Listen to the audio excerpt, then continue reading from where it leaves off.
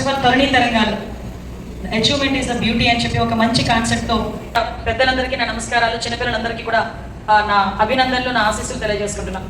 అమ్మ, సాధారణంగా మహిళా అభ్యున్నతి గురించి, అదేవిధంగా మహిళా సాధికారత గురించి, మహిళల్ని గౌరవించాలని చెప్పి ఉమెన్స్ డే అని ఒక రోజు వస్తుంది మనకి. ఇదేనే కదా, నువ్వు ఎవడైనా ఏదైనా అనుకుంటాడు అనుకోవడానికి, ఎవడైనా తిడతాడా, కొడతాడా, పొగుడుతాడా, ఏం చేస్తాడు అనుకునేదే కదా. అలాంటిది మన ఇంట్లో కూర్చొని మనమే ఊహించేసుకొని, మన చుట్టూ ఒక ప్రపంచాన్ని సృష్టించేసుకొని, అందులో మనమే ఒక భూతాన్ని సృష్టించేసుకొని, మనమే ఒక భయపడిపోయి రకరకాలైన పరిస్థితులు మనమే క్రియేట్ చేసుకునే సందర్భాలు కూడా చాలా కనిపిస్తాం. నేను దాన్ని ఏమంటానంటే, ఒక బ్యాలెన్సింగ్ అనేది జీవితంలో చాలా అవసరం. అలాగని చెప్పి నేను ఎక్స్ట్రీమ్ లెవెల్కి సొసైటీకి భయపడకుండా వెళ్ళండి, సొసైటీ ఏమనుకుంటుందో అనుకోనియండి, మీ పని మీరు చేసుకోండి అని నేను చెప్పను. కొంత మనకి సంప్రదాయాలు ఉంటాయి. సొసైటీ అన్నది దానికి కూడా మనం కొన్ని సందర్భాల్లో మనం కాకపోయినా మన తల్లిదండ్రుల సమాధానం చెప్పుకోవాల్సిన పరిస్థితి ఉంటుంది. అటువంటి సిచ్యువేషన్ అన్నింటినీ కూడా, హడిల్స్ అన్నింటినీ కూడా బయటికి తీసుకొచ్చి ఈరోజు సొసైటీలోనే కాదు జీవితంలో కూడా నెంబర్ 1 పొజిషన్లో ఉన్న వాళ్ళు చాలా మంది ఉన్నారు. అలాంటి వాళ్ళని ఈరోజు మనం ఆదర్శంగా తీసుకోవాల్సిన అవసరం చాలా మందికి ఉంది. ఈరోజు చాలా మంది చిన్న పిల్లలందరూ ఉన్నారు. ఈరోజు ఈ తరుణి తరంగాల్లో మీరందరూ కూడా పార్టిసిపేట్ చేశారు. ఎస్ఐ రైటింగ్ కాంపిటీషన్స్లోని, ఎలక్ట్యూషన్స్లోని, రకరకాలైన క్విజ్ కాంపిటీషన్స్లోని అన్నింటిలోని కూడా పార్టిసిపేట్ చేస్తున్నారు. మీకు స్టార్ట్ అయింది, వర్క్ స్టార్ట్ అయింది. చాలా మంది మేమేమనుకుంటామంటే పలానా దగ్గర ఉద్యోగం చేయాలి అనుకుంటాం. కానీ నేను చెప్పేది ఏంటంటే, ఉద్యోగాలు ఇచ్చే పొజిషన్కి ఈరోజు మహిళలు రావాలి అన్నది ఈ తరుణి తరంగాల తాలూకా ఒక థీమ్ కింద మనం అందరం కూడా పెట్టుకునే పరిస్థితి రావాలి. ఎందుకంటే అవకాశాలు ఉన్నాయి. చాలా మంది మనకి ఏంటంటే, నేను ఆడపిల్లని చేయగలనా, లేకపోతే నేనా, అంతవరకు నేను వెళ్ళగలనా, అంత దూరం ప్రయాణం చేయగలనా, ఇలాంటివి మాట్లాడతాం. నేను మహిళా వేదిక మీద, ప్రతి వేదిక మీద ఈ వర్డ్ నేను చెప్తాను. ఏంటో చెప్పనా, యాక్చువల్గా ఒక మనిషికి బర్త్ ఇచ్చే కెపాసిటీ దేవుడు స్త్రీకి ఇచ్చాడు. ఆ స్త్రీ ఆ బిడ్డకి ప్రసవించేటప్పుడు వచ్చిన పెయిన్స్ ఉంటాయి చూసారా, ఆ పెయిన్స్ అంట మీకు ఈజీగా అర్థమయ్యే భాషలో చెప్పాలంటే, ఒక మనిషిని తీసుకొచ్చి కత్తితో 9-10 సార్లు గట్టిగా పొడిస్తే వచ్చే పెయిన్ ఎంత ఉంటుందో, ఒక మనిషికి, ఒక బిడ్డకి ప్రసవం ఇవ్వడానికి, జన్మనివ్వడానికి ఆ తల్లి అంత పెయిన్ భరిస్తుంది. అంత పెయిన్ భరించి బిడ్డను చూడగానే మొత్తం పెయిన్ అంతా మరిచిపోయే ఆ స్త్రీ శక్తి కన్నా ఇంక పెద్ద శక్తి ఎక్కడైనా ఉంటుందా? ఆ స్త్రీ చేసేదానికన్నా అంతకన్నా పెద్దది ఏమైనా ఉంటుందా? ఒక్కసారి థింక్ చేయండి. అదే మనం భరిస్తున్నాము, అదే భరించడానికి దేవుడు మనకి శక్తిని ఇచ్చినప్పుడు ప్రపంచంలో దేన్నైనా ఎదుర్కోవడానికి మనకి శక్తి ఉంటుంది. అది స్త్రీ తాలూకే కెపాసిటీ. దాని ఒక్కటి మీరు మనసులో పెట్టుకోండి. మనం ఇది చెయ్యగలమా లేదా అవన్నీ కూడా ఒక నిమిషం ఏదో అంటారు కదా, జస్ట్ ఒక చిటికలో ఎగిరిపోయినట్టుగా ఎగిరిపోతుంది. ఇది నేను చెప్పేదానికి కాదు, చాలా మంది నేను అబ్జర్వ్ చేశాను. అసలు నిజంగా ఇందాక మేడం చెప్పినట్టుగా మహిళా క్రికెట్ అంటే చాలా మందికి చులకన. మహిళా క్రికెట్ చూసే వాళ్ళే ఉండేవారు కాదు. అటువంటి సిచ్యువేషన్ నుంచి ప్రపంచం మొత్తం ఒక్కసారి మహిళా క్రికెట్ వైపు చూసి, దట్టు ఇండియా వైపు చూసి, ఆఖరికి మన ఆంధ్రప్రదేశ్ వైపు కూడా చూసే పరిస్థితిలో ఒక ఆడపిల్ల తీసుకొచ్చింది. ఆ అమ్మాయి శ్రీచంద్. ఆ అమ్మాయి గురించి వయసు మనకి విజయవాడ వస్తుంటే గౌరవ ముఖ్యమంత్రి గారు అంటే ఆడపిల్లలకి ఇచ్చే గౌరవం గురించి మీకు చెప్తున్నాను. ఆ అమ్మాయిని రిసీవ్ చేసుకోవడానికి 3 మంత్రులు, లేడీ మంత్రులు పంపించారు. అందులో నేను ఉన్నా. మహిళా శిశు సంక్షేమ శాఖ మంత్రి, బీసీ వెల్ఫేర్ మినిస్టర్, 3 ఎయిర్పోర్ట్కి వెళ్ళి ఆ అమ్మాయిని రిసీవ్ చేసుకొని, ఆ అమ్మాయిని తీసుకొచ్చి సీఎం గారి ఇంటి దగ్గర కూర్చోబెట్టి, ఆ సీఎం గారితో కల్పించి ఆ అమ్మాయిని ఘనంగా సన్మానించి తనకి ప్రోత్సాహాన్ని అందించి ఈరోజు పంపించిన పరిస్థితి.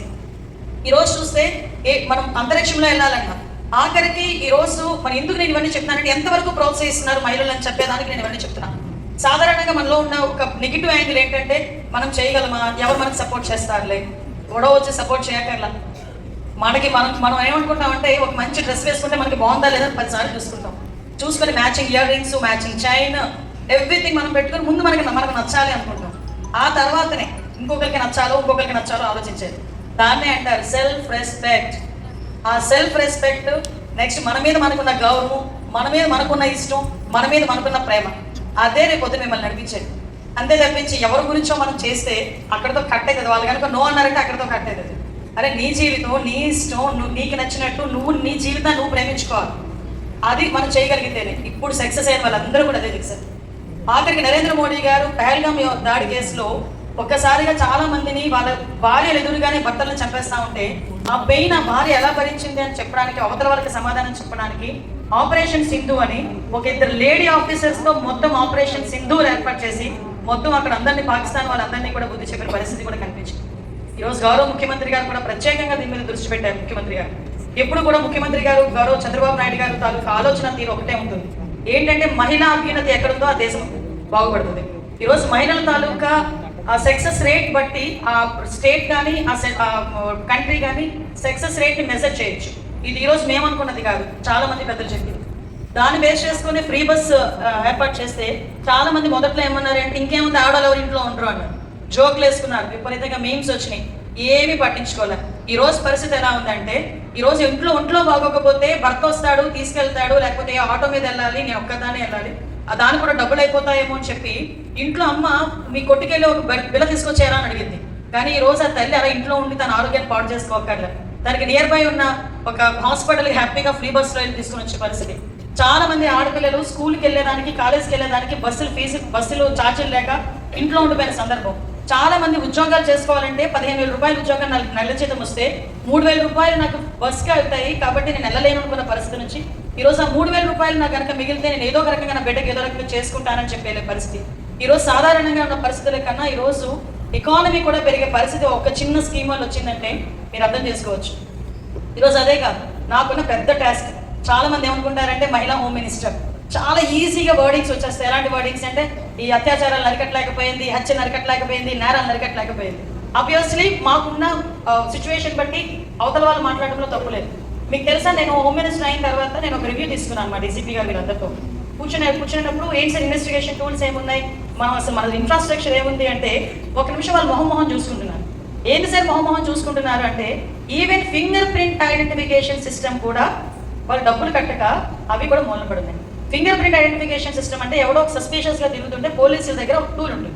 ఆ టూల్ తిన్నగా తీసుకొచ్చి వాడు ఫింగర్ ప్రింట్ వేస్తే కనుక వాడు ప్రీవియస్ హిస్టరీ ఏదైనా క్రిమినల్ హిస్టరీ ఉందేమో తెలుస్తుంది. సో అటువంటి హిస్టరీ ఉన్నదని సంగతి తెలిస్తే వాడిని తిన్నగా తీసుకెళ్లి స్టేషన్లో కూర్చోబెట్టి వాడిని ఇంట్రాగేట్ చేస్తారు. అలాంటి చిన్నపాటి సిస్టమ్స్ కూడా లేవు. వచ్చేసరికి చాలా మంది women missing cases, POCSO cases అయితే అసలు మామూలు పోక్సో కేసెస్ కాదు. పోక్సో కేసెస్ అంటే చిన్నపిల్లల మీద అత్యాచారాలు హత్యలు జరిగే కేసెస్ అని పోక్సో కేసెస్ అంటారు. అవి కాకుండా గాంజా, ఎంతవరకు గాంజా వెళ్ళిందంటే స్కూల్ బ్యాగుల్లోకి వెళ్ళిపోయింది గాంజా. పిల్లలు కూడా స్కూల్కి వెళ్ళే పిల్లలు కూడా గాంజాలు తీసుకునే పొజిషన్కి వెళ్ళి అక్కడ నుంచి అంటే లిటరలీ చెప్పాలంటే జీరో అయిపోయిన హోమ్ శాఖని జీరో నుంచి స్టార్ట్ చేసి ఈరోజు గాంజా కల్టివేషన్ అనేది కంప్లీట్గా క్లోజ్ చేసి ఎక్కడి నుంచైనా ట్రాన్స్పోర్టేషన్ వచ్చినా కూడా యాక్ట్ చాలా గట్టిగా పెట్టి, నేను ఎందుకు పర్టికులర్గా చెప్తున్నానంటే మన మధ్యలోనే ఉంటారు గాంజా తీసుకునే వాళ్ళు, గాంజా అమ్మే వాళ్ళు ఎక్కడెక్కడో మన ఇంటి దగ్గర, మన కొంతమంది కాలేజెస్లోనూ ఉండే పరిస్థితి.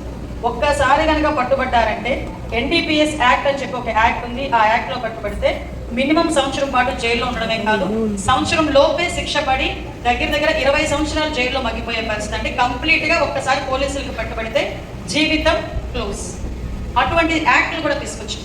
అదేవిధంగా ముఖ్యంగా ఉమెన్ సేఫ్టీ విషయంలో ఈ రోజు నేను చాలా గర్వంగా చెప్తాను, 1% ఆఫ్ ఉమెన్ సేఫ్టీకి సంబంధించి నేరాలను తగ్గించుకునే పరిస్థితి కూడా ఈరోజు వచ్చింది. అంటే మేము తీసుకున్న అనేకమైన కఠినమైన నిర్ణయాలు. ఈరోజు ఒకడు పోక్సో కేసులో దొరికాడంటే ఆ పోక్సో కేసులో దొరికిన వాడిని ముసుగేసి మేము తీసుకెళ్లి కోర్టులకు తీసుకెళ్ళట్లా. ఎందుకు ముసుగేయాలి? వాడు తప్పు చేశాడు, తప్పు చేసి పబ్లిష్ అవ్వాలి.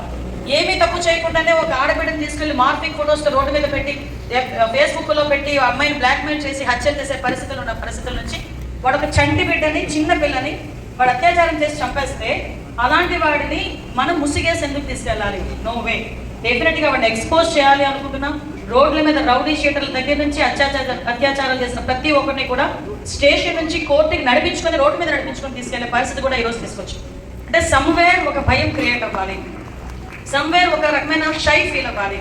వాళ్ళే కాదు వాళ్ళ పేరెంట్స్ కూడా, ఇలాంటి తప్పుడు పనులు చేసే వాళ్ళ పేరెంట్స్కి కూడా తెలియదు. వాళ్ళ పేరెంట్స్ ఏంటంటే మార్నింగ్ పోతే పనికి రాత్రికి వస్తారు, కొడుకు వచ్చాడు అంటే భోజనం పెట్టి ఇంట్లో షెల్టర్ ఇచ్చి మళ్ళీ ఏదైనా నచ్చోసిన ఆంబోతులో వాడి రోడ్డు మీదకి వదిలేస్తుంటారు. అలాంటివి జరగకూడదు అని చెప్పి ఈరోజు పబ్లిక్గా ఈరోజు ఎక్స్పోజ్ చేసే పరిస్థితి కనిపిస్తాం. వాళ్ళ మీద రౌడీ షీటర్స్ ఓపెన్ చేస్తాం. నేను ఇవన్నీ మేము ప్రభుత్వం పరంగా చేస్తాం, కానీ ఒక రెస్పాన్సిబిలిటీ అన్నది మీకు కూడా ఉంటుంది. నేను అది మీకు పర్టికులర్గా చెప్పాలి. ఎందుకంటే మనకి కంపల్సరీగా భద్రత కావాలి, భద్రత ఉంటేనే స్వేచ్ఛ ఉంటుంది, స్వేచ్ఛ ఉంటేనే సాధికారత అనేది ఉంటుంది. ఈ మూడు జరగాలి అనుకుంటే గవర్నమెంట్ ఇచ్చే మేము మా ఫెసిలిటీస్తో పాటు మేము ఇచ్చే రక్షణతో పాటు డెఫినెట్గా మీ అందరూ కూడా ఒక సోషల్ రెస్పాన్సిబిలిటీ తీసుకోవాల్సిన అవసరం ఉంటుంది. ఈరోజు అబ్బాయిలు కూడా కొంతమంది ఉన్నారు, పర్టికులర్గా నేను చెప్పాలి. చాలా మందికి యాక్ట్ మీద అవగాహన లేక 18 సంవత్సరాల లోపున్న ఆడపిల్ల మీద కనీసం నువ్వు గట్టిగా మాట్లాడినా, తిప్పినట్టున్నా, ఒంటి మీద చేసినా కూడా పోక్సో కేసులో ఒక్కసారి పట్టుబడ్డారంటే జీవితం క్లోజ్. నేను ఎందుకు పర్టికులర్గా చెప్తున్నానంటే చాలా మందికి తెలియదు. ఈ రోజుల్లోని ఇన్స్టాగ్రామ్లు, నెక్స్ట్ ఏంటంటే ఫేస్బుక్, సోషల్ మీడియా యూసేజ్ ఎక్కువైపోయిన తర్వాత మీరు నమ్మరు 13 సంవత్సరాలకి లోపట్ట నాకు ఏం చేయాలో కూడా అర్థం కావట్లేదు. లిటరల్లీ అమ్మ నీ వయసు ఎంత అంటే 13-14 years. మొన్న రీసెంట్గా ఒక కేసు వచ్చింది, 3 అమ్మాయిలు కనిపించలే. 3 అమ్మాయిలు కనిపించకపోతే నేను ఫస్ట్ ఏజ్ అడుగుతా, ఎంత ఏజ్ అంటే మేడం 10th క్లాస్ అండి. ఏజ్ అంతే, ఒక్కొక్కసారి 16 కూడా ఉంటారు. లేదు మేడం, జస్ట్ 15, 14, 15. ఏమైంది, ముగ్గురు కనిపించట్లేదు, మిస్ అయ్యారు. మిస్సింగ్ ఏమైంది చూడండి, సీసీ కెమెరాస్ చెక్ చేయండి, వాళ్ళు చెక్ చేయండి అంటే ఆ ముగ్గురు అమ్మాయిలు ఒక అమ్మాయి వెనక్కి తిరిగి వచ్చింది. ఆ అమ్మాయి వెనక్కి తిరిగి వచ్చి ఎందుకు వచ్చి ఏమైందమ్మా అంటే భయపడిపోయి వచ్చింది అమ్మాయి. మిగతా ఇద్దరు ఏంటంటే వాళ్ళ లవర్స్తో వెళ్ళిపోయారండి. రికార్డ్ చెప్తున్నాము, రికార్డ్ చెప్పింగ్ వాళ్ళకి ఇమ్మీడియట్గా శిక్ష పడింది. ఇంక వాళ్ళు బయటకు వచ్చే పొజిషన్ కూడా కాదు. అంటే ఇటువంటి సిచ్యువేషన్స్ కేవలం నేను సోషల్ మీడియాలో మనకు మంచిది మనకు ఉపయోగించుకోవాలి, కానీ అందులో చూసి ఒక్కొక్కరు ఎలా రియాక్ట్ అవుతున్నారు, ఏం చేస్తున్నారు. మొన్న రీసెంట్గా గుంటూరులో ఒక అమ్మాయి ఇన్స్టాగ్రామ్లో పరిచయం వాడు. ఈ అమ్మాయి మంచి ఫ్యామిలీ నుంచి వచ్చింది. వాడు ఎందుకు పనికిరాని విధవ, వాడు ఈ అమ్మాయికి గాంజా అలవాటు చేశాడు. ఆ ఫోన్ కూడా పాడైపోయిందని చెప్పి వాళ్ళ ఫాదర్ తీసుకెళ్ళి అక్కడ షాప్లో బాగు చేయించిన తర్వాత అందులో ఫొటోస్ చూసి ఇంటికి వచ్చి అమ్మాయిని అడిగితే అమ్మాయి రివర్స్ అయ్యి తల్లిదండ్రుల మీద దాడి చేసింది. దాడి చేస్తే తల్లిదండ్రులు వచ్చి పోలీస్ కంప్లైంట్ ఇచ్చిన పరిస్థితి.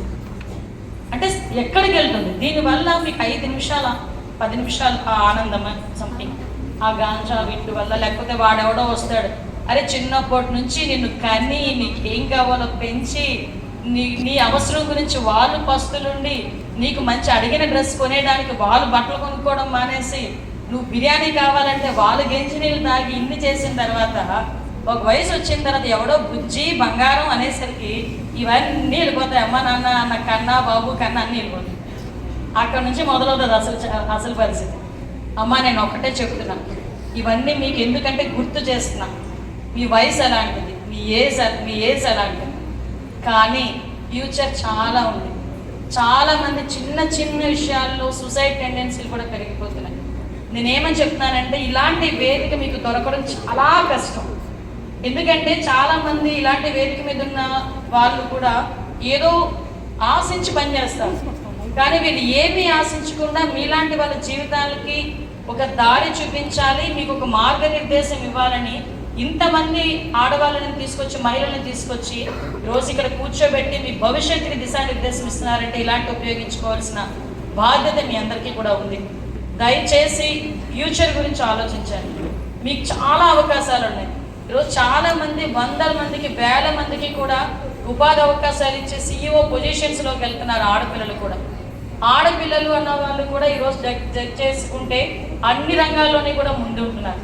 సో దయచేసి మీరందరూ కూడా ఇలాంటి అవకాశాలను ఉపయోగించుకొని రాబోయే కాలంలో ఒక మంచి అంటే ఒక ఉన్నతమైన పరిస్థితిలో ఉండాలని మిమ్మల్ని అందరినీ కూడా కోరుకుంటున్నా. ఎలాగంటే ఉన్నతంగా ఆర్థికంగా సామాజికంగా గౌరవించే విషయంలోని కూడా ఉన్నతంగా మీరందరూ ఉండాలని నేను మనస్ఫూర్తిగా కోరుకుంటున్నా. గవర్నమెంట్ నుంచి ఎటువంటి సహాయ సహకారాలు కావాలన్నా చేయడానికి మేము ఎప్పుడు కూడా సిద్ధంగా ఉన్నాం.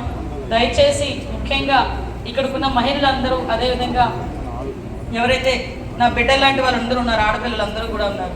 మీ అందరికీ ఒక తల్లిగా అనుకుంటారు, ఒక అక్కగా అనుకుంటారు, ఎలా అనుకుంటారో అనుకోండి. కానీ ఇప్పటి నుంచి ఒక టార్గెట్ పెట్టుకొని ఆ టార్గెట్కి దిశగా ఎన్ని హడిల్స్ వచ్చినా ముందుకెళ్ళే పరిస్థితి మీకు రావాలని మనస్ఫూర్తిగా మిమ్మల్ని అందరినీ ఆశీర్వదిస్తూ ఇంకొక విషయం చెప్పి నేను ముగిస్తా. ఒక్కటే, జీవితంలో నో చెప్పడం అలవాటు చేస్తుంది. అది చాలా ఇంపార్టెంట్. నో అని చెప్పడం చాలా ఇంపార్టెంట్, చాలా కష్టం కూడా, కానీ నేర్చుకోండి. ఒక్కసారి మీరే ఆలోచించుకోండి, దాని తర్వాత వచ్చే డిఫరెన్సెస్. ఇంటికి వెళ్ళిన తర్వాత అనితక్క చెప్పింది కరెక్టేనా, అనితమ్మ చెప్పింది కరెక్టేనా అని ఒకసారి ఒక రోజు ట్రై చేయండి.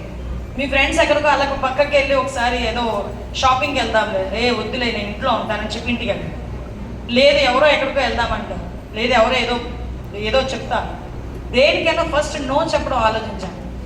ఆ తర్వాత వాట్ ఎవర్ ఇట్ మీ ఆలోచన తీరు ప్రకారం మీరు ముందుకు వెళ్ళండి, డెఫినెట్గా సక్సెస్ అవుతారు.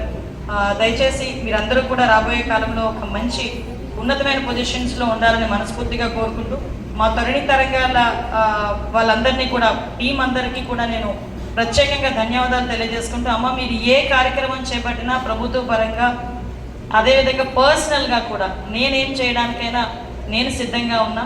ఎందుకంటే చాలామంది మహిళలు ఇంట్లోంచి బయటికి రాలేక, వచ్చిన బయట సస్టైన్ అవ్వలేక, సస్టైన్ అవుతున్నా కూడా ధైర్యంగా బతకలేక బాధపడుతున్న చాలామంది మహిళలకి ఈరోజు మీరందరూ కూడా ఒక నిర్దేశాన్ని, ఒక దిశానిర్దేశాన్ని ఇవ్వడానికి ముందుకు వచ్చారు. మీతో పాటు ఒక చెయ్యి అందించే అవకాశం నాకు కూడా గవర్నమెంట్కి కూడా ఇవ్వమని మిమ్మల్ని అందరినీ కూడా మనస్ఫూర్తిగా మిమ్మల్ని అందరినీ అభ్యర్థిస్తున్నా. ఈరోజు ఈ కార్యక్రమానికి నన్ను పిలిచి అంత మంచి అవకాశం కలిగజేసినందుకు ప్రత్యేకంగా మీ అందరికీ కూడా ధన్యవాదాలు, నమస్కారాలు తెలియజేసుకొని, మరొక విషయం, మీ ద్వారా కొంతమంది స్కూల్స్లోని కానీ కాలేజెస్ వాళ్ళకి కూడా చట్టాల మీద అవగాహన కల్పించే కార్యక్రమాన్ని కూడా ఒకటి ఏర్పాటు చేయమని మిమ్మల్ని అందరినీ కూడా యాజ్ ఏ హోమ్ మినిస్టర్ మిమ్మల్ని అందరినీ కూడా, ఎందుకంటే మీ ఆర్గనైజేషన్స్ వాళ్ళు నేను మాట్లాడితే పొలిటికల్గా ఉంటాను, నేను ఎంత హోమ్ మినిస్టర్గా వెళ్ళి మాట్లాడినా పొలిటికల్గా మాట్లాడినట్టే ఉంటాను. కానీ మీలాంటి వాళ్ళు వెళ్ళి మాట్లాడితే కంపల్సరీగా పిల్లలకి ఒక అవగాహన ఉంటుంది. నేను కూడా మా డిపార్ట్మెంట్ వాళ్ళని మీకు సపోర్ట్ చేయమని చెప్తా. ఈ ఒక్కటి విషయాన్ని కూడా మీరు దృష్టిలో ఉంచుకోవాల్సిందిగా మిమ్మల్ని అందరినీ కూడా కోరుకుంటూ సెలవు తీసుకుంటున్నా. జై హింద్. మేడం మీడియాలో ఒక స్టోరీ కూడా షేర్ చేసుకున్నారు. అదేంటంటే ఇద్దరు టీనేజ్ అమ్మాయిలంట, ఒక 14-15 years ఉంటాయి. ఇద్దరు అబ్బాయిలతో వెళ్ళిపోయారని చెప్పి వాళ్ళ పేరెంట్స్ కంప్లైంట్ ఇస్తే లాస్ట్ కి పోలీసులు పట్టుకున్నారు. ఆ ఇద్దరు అమ్మాయిలు హ్యాపీగా ఇంటికి వెళ్ళిపోయారు. కానీ ఆ అబ్బాయిలు మాత్రం పోక్సో కేసు మీద జువెనైల్ జైల్లో ఉన్నారు. వాళ్ళకి లైఫ్ టైం శిక్ష పడింది అని చెప్పారు. అది మరి సంగతి. అయితే సబ్స్క్రైబ్ చేసుకోవడం మాత్రం మర్చిపోకండి. ఉంటాను మరి, టాటా.